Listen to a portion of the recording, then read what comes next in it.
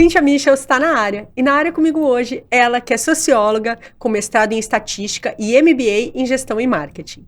Ela atua como gerente de parcerias corporativas e institucionais na ONG Plan International Brasil.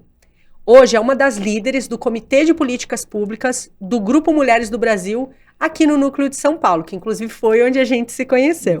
E lidera o movimento Pula para 50, que busca a paridade de gênero na política e em todos os espaços de tomada de decisão.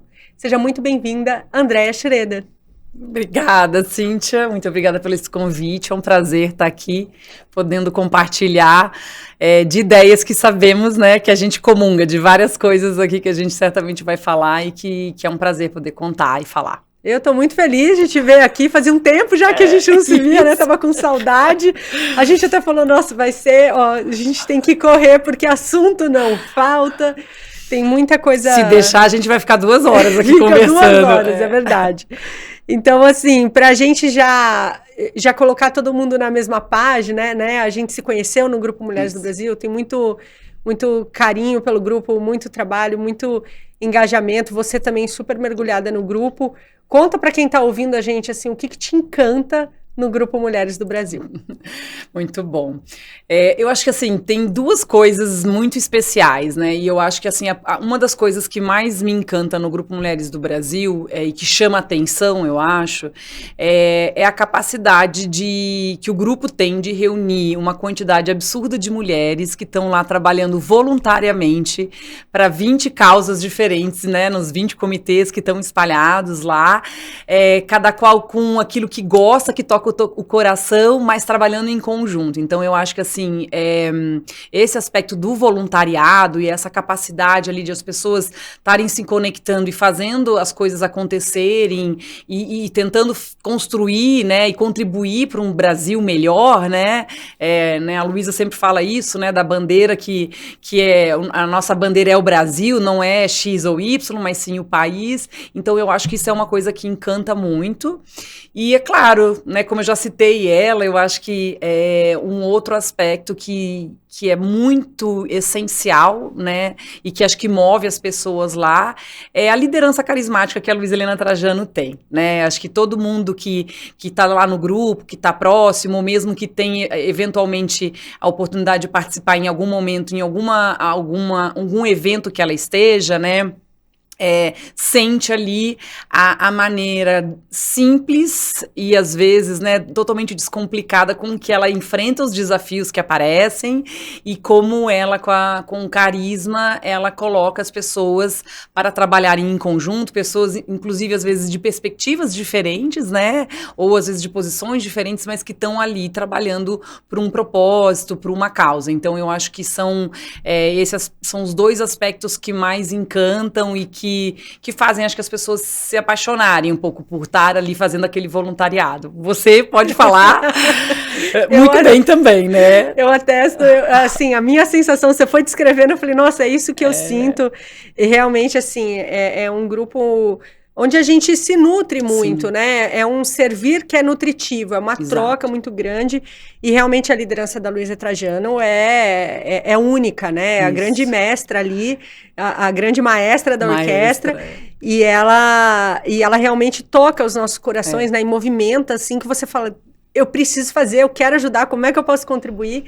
E ao mesmo tempo a gente faz muitas amizades lá, né? Então eu acho que tipo, a consequência ainda de você estar lá fazendo um trabalho voluntário e naquela troca você ainda encontra pessoas que se tornam suas amigas, e então é uma coisa muito poderosa, né, Cíntia? É pra vida, né? Transforma a nossa vida. Eu vejo muito isso, essa experiência, ela é transformadora nessas sim, várias camadas e por sim, isso é tão gratificante. E uma das coisas que a gente fala muito dentro do Grupo Mulheres do Brasil é a importância da gente ter mulheres nos espaços de tomada de decisão, que hoje são majoritariamente masculinos. A gente sim, já teve bastante avanço nesse sentido, mas ainda tem mais avanços a serem feitos. Dessa perspectiva, por que você trabalha tanto por isso, no sentido de por que é tão importante que a gente tenha mais mulheres nos espaços de tomada de decisão? O que essa visão feminina traz para contribuir? Tá, eu acho que assim, a gente tem algumas coisas que a gente tem para falar nesse sentido, né? E eu acho que um ponto super importante de a gente falar da presença feminina nos espaços de poder é falar sobre um olhar mais amplo, uma visão mais, de uma perspectiva mais de compartilhamento que a mulher traz para onde ela estiver. Né? Então, hoje, isso a gente vê no dia a dia dela, e quando você vê as mulheres ocupando também os espaços de poder, você vê esse tipo de situação. E aí eu acho que eu queria mencionar para você alguns dados e algumas referências. Né? Quando a gente olha, por exemplo, projetos, né, ou políticas públicas de distribuição de renda, por exemplo, aquele dinheiro, ele vai para o nome da mulher. É a mulher que recebe o recurso para gerir.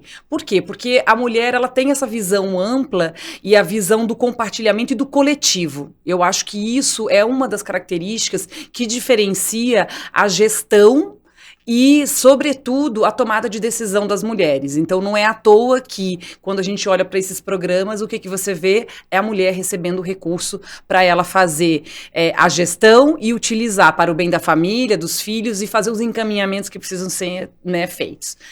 Tem outros estudos de algumas consultorias que mostram que 70% da renda que a mulher recebe, né, ela investe para os filhos e para os próximos dela ali. Então, o efeito que isso tem sobre a comunidade e sobre uma perspectiva de compartilhamento para a sociedade é muito grande, né? E é claro que a gente está falando aqui de alguns fatores nesse momento econômicos, mas que eles são importantes de a gente evidenciar e citar como um referencial para você pensar a diferença que faz você ter as mulheres, né, na tomada de decisão, nos espaços de tomada de decisão. E aí, claro, eu acho que naturalmente eu gosto de trazer um outro exemplo, e inclusive mais recentemente teve um estudo que foi do Fórum Econômico Mundial, que foi divulgado, que foi realizado por duas autoras inglesas em 194 países, que mostraram como a liderança de mulheres nos países, durante a pandemia do Covid, foi diferente frente à liderança dos homens. Né? E é claro que naquele momento, quando a gente estava vivendo a pandemia, aquilo veio à tona, né? Mas assim, veio de uma maneira mais qualitativa, como diferentes decisões que mulheres à frente dos países estavam tomando e que homens estavam tomando. E agora a gente tem um estudo que mostra como as mulheres, na concepção assim, de uma atuação mais proativa, de coordenação, de trabalhar coletivamente, que é onde eu quero chegar, fez diferença para a quantidade de mortos naquele país. Né? E isso é fundamental e é um exemplo muito claro dessa perspectiva mais ampla e coletiva que a mulher traz no processo dela de tomada de decisão e como isso impacta na vida das pessoas, né? Então, por exemplo, a gente, quando esse estudo ele mostra que os países liderados por mulheres, ou na verdade eu gostaria de dizer que os países liderados por homens tiveram o dobro de mortes de países do que países que estavam sendo liderados por mulheres. E aqui a gente pode citar Nova Zelândia, Finlândia, Alemanha, Taiwan. A gente pode citar vários exemplos de países que tiveram uma resposta muito diferente. Então, isso, né, eu trouxe um elemento econômico, aqui é um pouco sobre a gestão como a mulher faz, né, ou seja, é a atitude que ela tem frente a esses momentos, como faz diferença. E aí, Cíntia, é muito interessante a gente pensar assim, que por que isso acontece, né?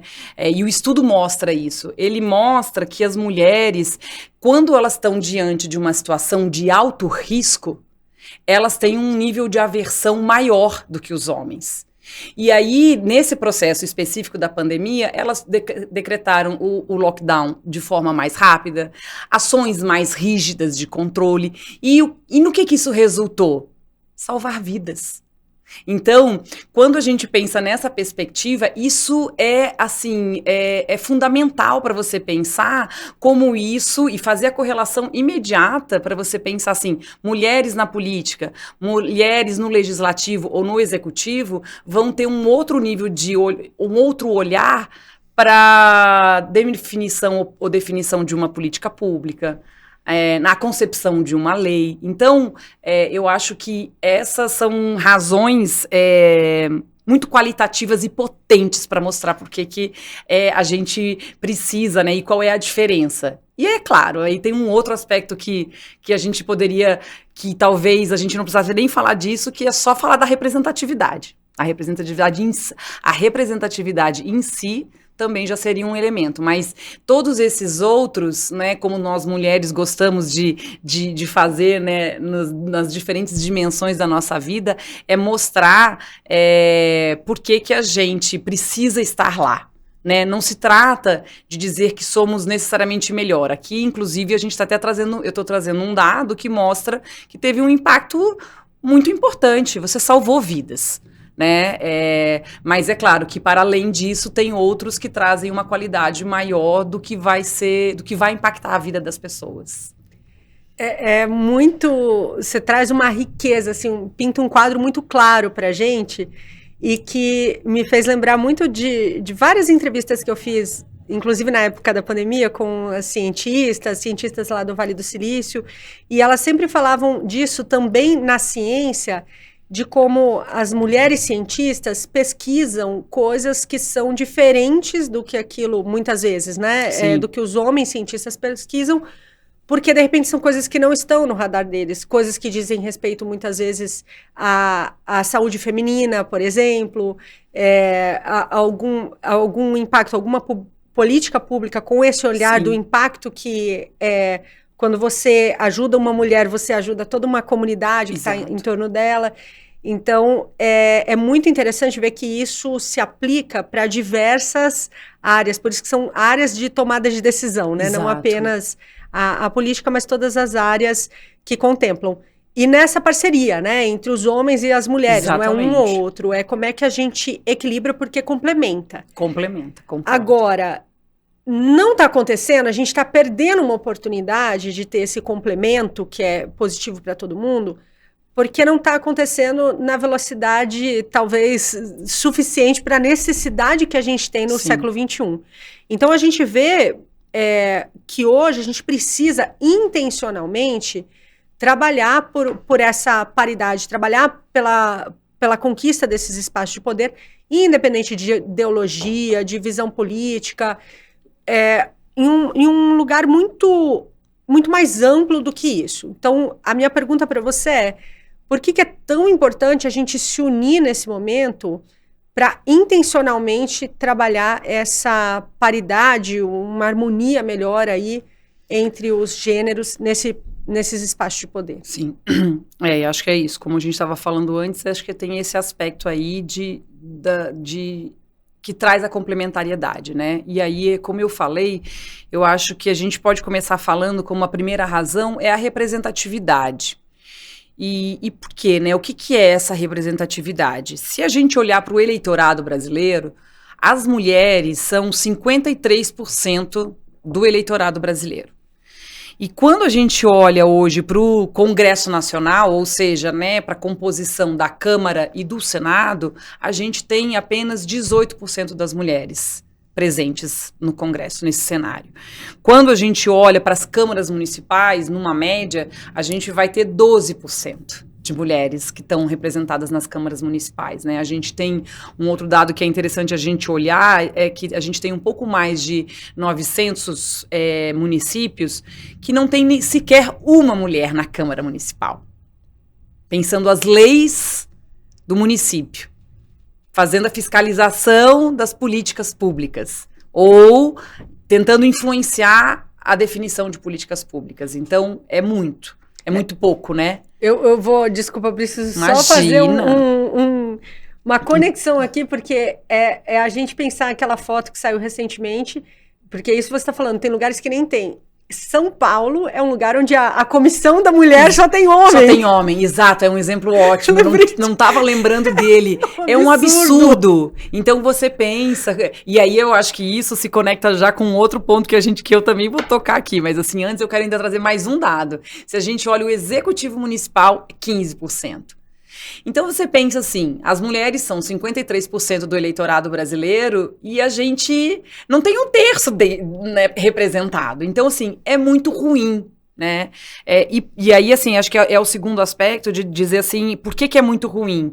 Porque, assim, acho que todo mundo que vai ouvir a gente, ou tá, né, que tá ouvindo a gente e vai ouvir em algum momento, eu acho que vai concordar quando a gente pensa assim, quando você tem um processo de decisão acontecendo, ou quando você está sentado num lugar onde você vai tomar uma decisão, você está sendo influenciado, pelo menos na grande maioria, né, pelo que você viveu, pelo que você aprendeu na escola ou na universidade, se você teve a oportunidade de estar lá, pelo que você viu no seu bairro, enfim, das experiências que você teve na sua vida, né? E quando... então, assim, isso é uma coisa que acontece naturalmente, não é que eu escolho, né? A gente tem que estar muito treinado para pensar a diversidade presente na sociedade. Mas se a gente não está treinado para pensar a diversidade que está presente na sociedade, a gente vai ter o nosso viés, e que acontece de maneira natural, subconsciente, enfim, não se trata disso, né? Mas aí é que entra o ponto que eu gostaria de ressaltar aqui. Quando a gente olha para a Câmara Federal hoje, 72% dos deputados e das deputadas que estão lá são pessoas brancas.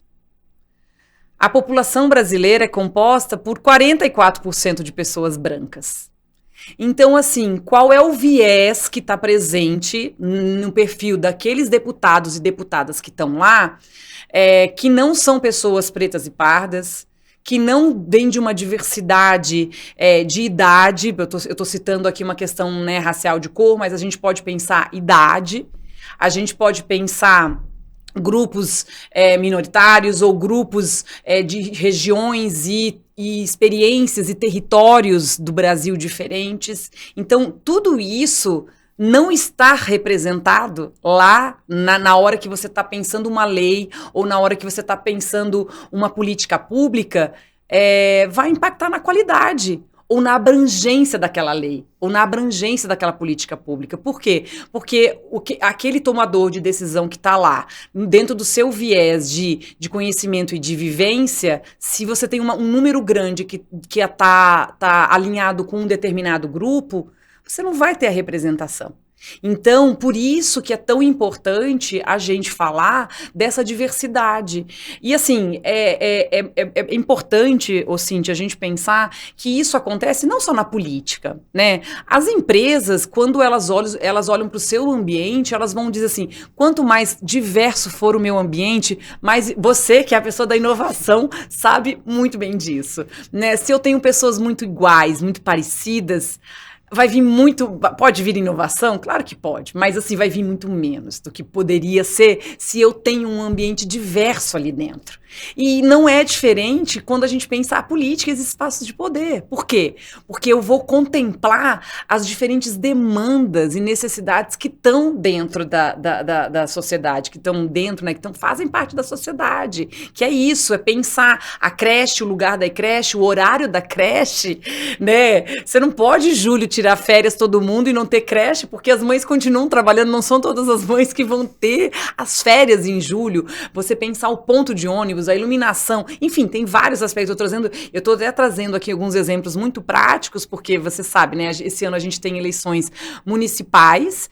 No meu entender, é uma das eleições mais estratégicas que se pode ter. Por quê? Porque é onde a gente atua, é onde a gente vive. É claro que escolher o deputado estadual, o governador e o presidente é algo muito importante, mas as eleições municipais é o que vai te representar no local que você está vivendo. Então, assim, você ter essa diversidade é infinitamente mais democrático, traz mais qualidade de vida, e é essencial. Eu diria que para a gente pensar uma democracia representativa, você precisa ter esse nível de representação.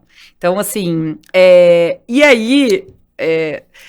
eu vou te falar, assim, eu tô indo por etapas, né? Então, eu tô falando aqui dos percentuais e dos números e etc. E aí, eu quero trazer outros dados que eu diria que seriam como a terceira principal razão para a gente pensar aqui, que é assim, como eu falei, a postura das mulheres nos cargos de liderança, eu já citei o exemplo, não vou repetir, faz diferença. Então, você pensar que ter mulheres que têm uma atitude mais proativa, de trabalhar em coordenação, em cooperação, vai fazer uma política diferente. Você pensar, tem um estudo de um centro de pesquisa do INSPER que mostrou que as mulheres têm 35% menos chance de se envolver em corrupção.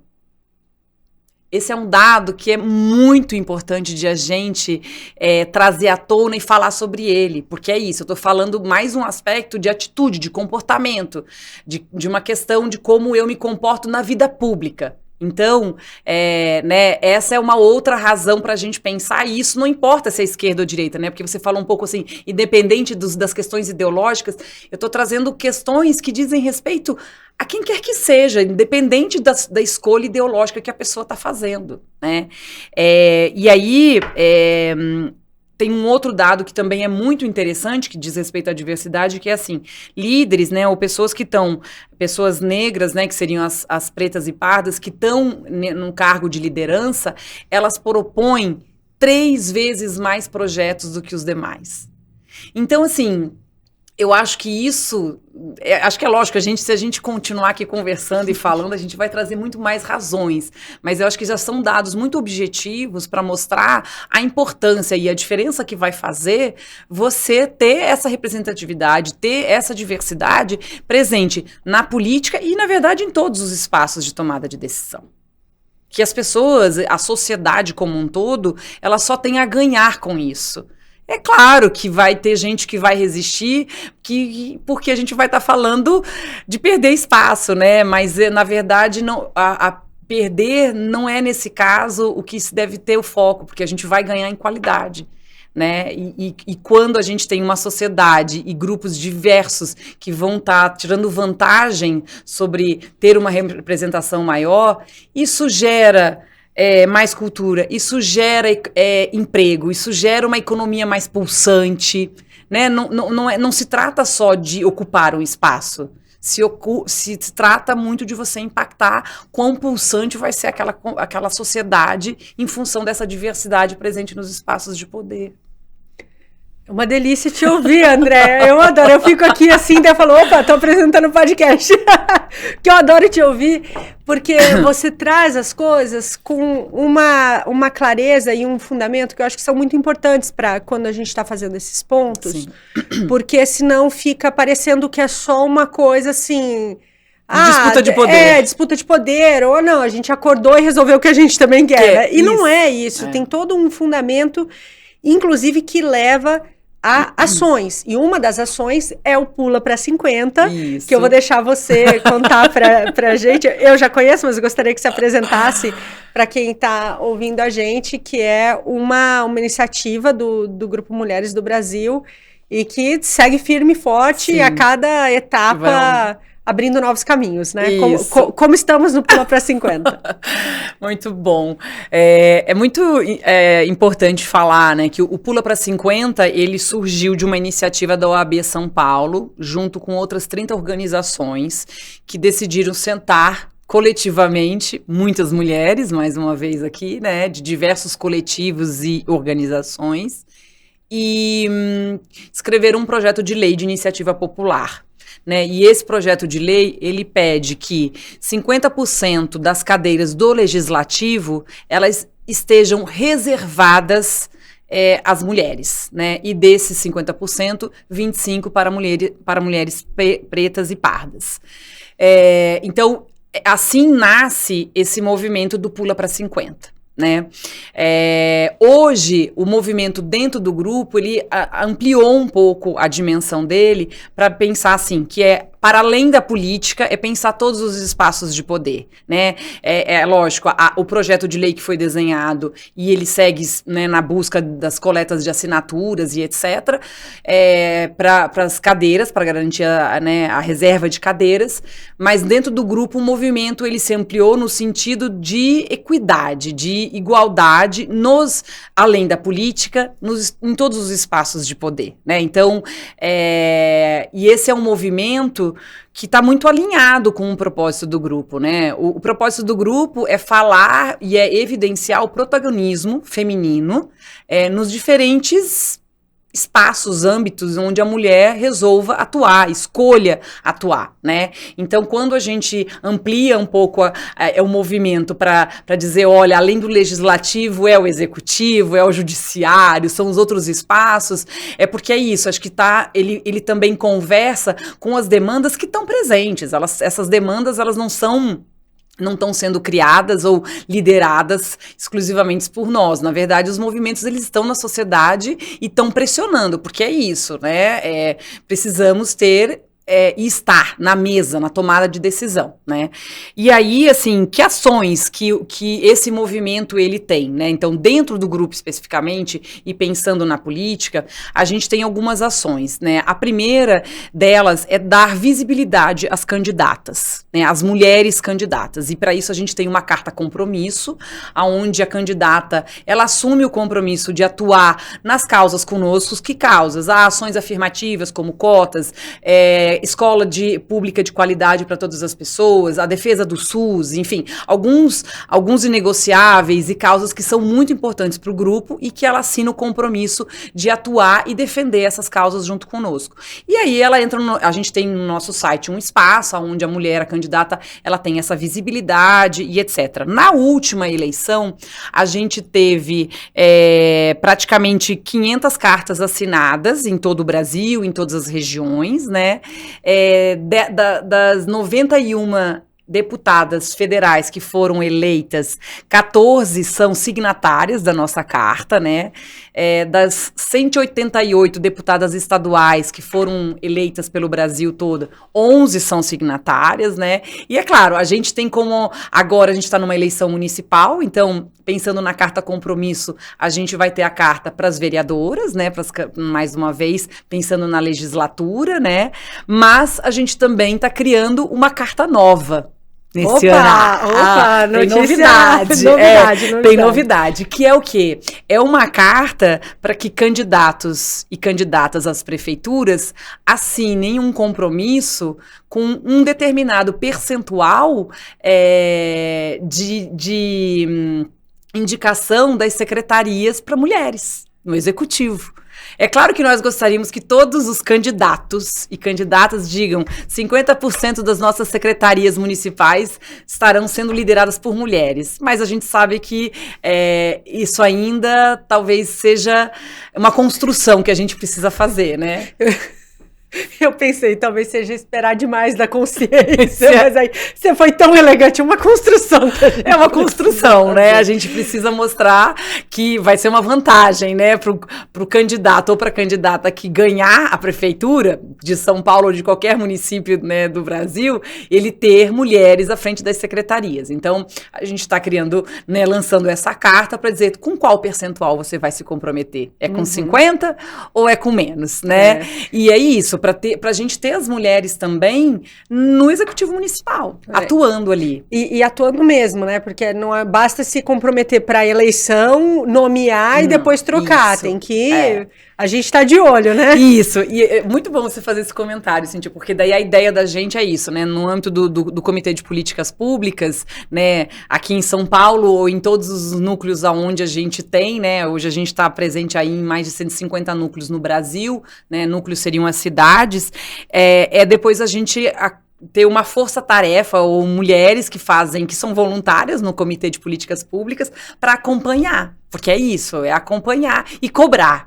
Né? Do mesmo jeito que acontece com as mulheres, né? As deputadas que foram ali, que assinaram a carta, e a gente vai lá e questiona, nossa, mas por que você votou contra a lei aqui que ia trazer, equiparar os salários entre homens e mulheres? Você assinou uma carta, como é que você vai e vota contra um interesse que é de igualdade entre os homens e as mulheres, né? Então, é claro que sempre isso é um desafio, porque como eu disse no início, é tudo voluntariado, né? A gente trabalha em outras...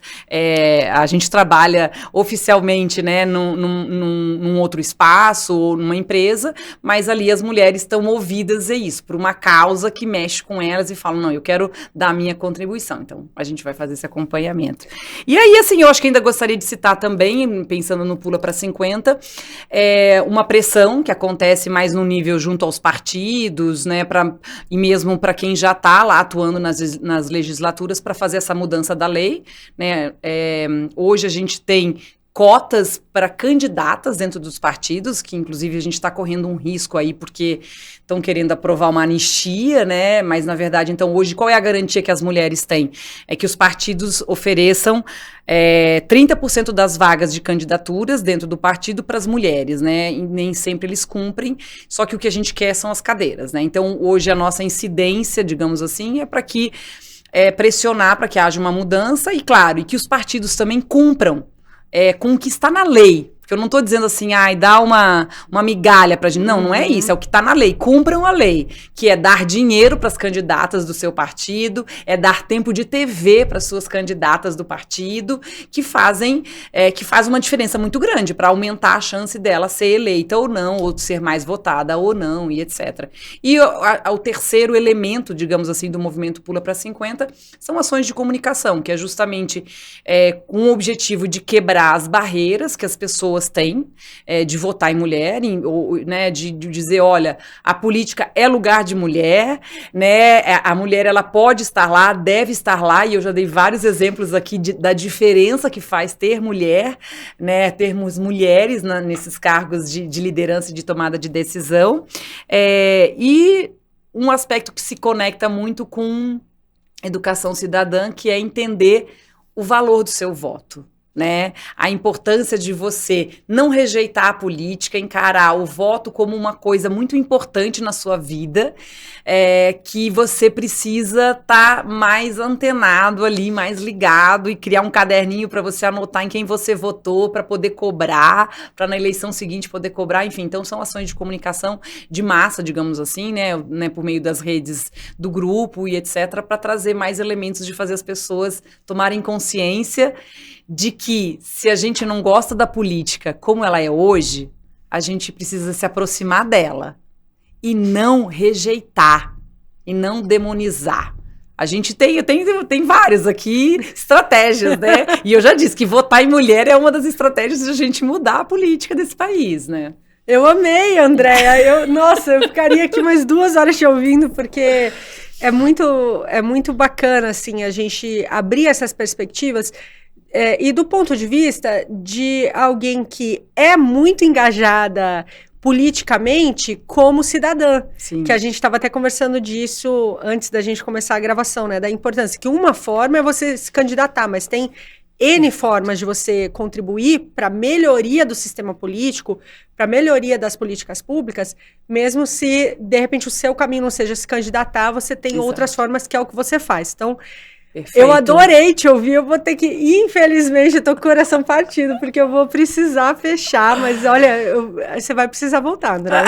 Pode chamar que vai precisar de você aqui mais vezes. Pela empolgação, e você vai vendo como eu gosto de falar desse tema, porque eu entendo de fato que as pessoas terem uma atuação de uma educação cidadã, né, que eu digo é uma cidadania participativa, faz muita diferença. Né?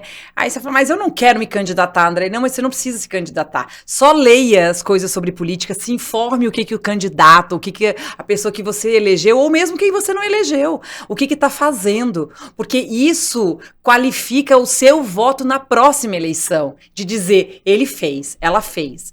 Ele prometeu e não cumpriu. Então vamos para outra, vamos tentar outra coisa. Né? Isso já vai fazer uma diferença gigante para o país. Não precisa se candidatar se você não quiser. Perfeito. Muito obrigada, minha querida. Adorei receber você aqui. Tava morrendo de saudade. Fico muito feliz com tudo que você compartilhou. Deu uma verdadeira aula aqui hoje. Muito obrigada e fique sempre à vontade para voltar aqui e trazer as suas mensagens. Muito obrigada, Cíntia, pelo convite mais uma vez. É um prazer. Nossa, de coração. Tô com o coração quentinho. Eu tava com saudade mesmo. E muito obrigada a você que nos assistiu até aqui. A gente se vê no próximo episódio.